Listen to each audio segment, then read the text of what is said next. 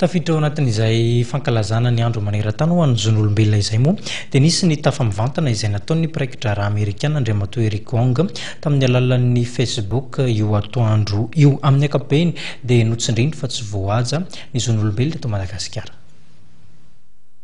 Mitana ny sainy États-Unis tokoa ny toetra raha mahakasika ny zon'olombelona eto Madagasikara, indrindra ny fitonganan'ny fitondrana tandalana, ny tsy fisian'ny ezaka hiady amin'ny fanondranana olona tsokosoko sy ny fivarotan-tenan'ny ankizy, ny famehezana ny fahafahana manao hevitra sy mivory ary ireo tsy fanajana ny zon'olombelona hafa araka ny voalazan'ny mpiandraikitra raha Amerikanina Andriamatoa Eric Wong nandritry ny tafa izay nataony atoandro teo tamin'ny alalan'ny konty Facebook ny Masuvo Amerikanina.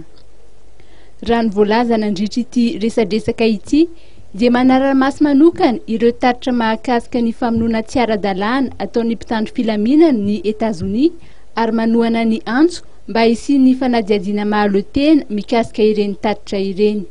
Ny fanajana ny zon'olombelona dia fepetra iray goavana ho amin'ny fahazahoana AGOA. Raha tsorina dia mety ho asafidiana azo ny tombontsoan'ny AGOA indray Madagasikara raha toa ka misy ezaka mivaingana ny fanajana ny zon'olombelona eto an-toerana.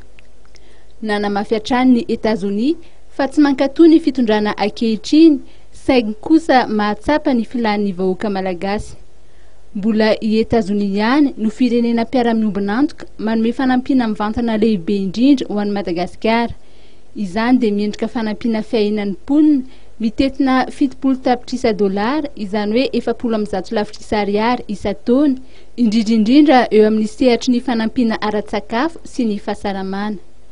Ny fanankatonana onjam-peo, ny fandefasana taratasy fampitandremana ho an'ny mpanao gazety, ny fanagadrana ny tangalamena dia miteraka fatahorana sivana raha ny voalazany.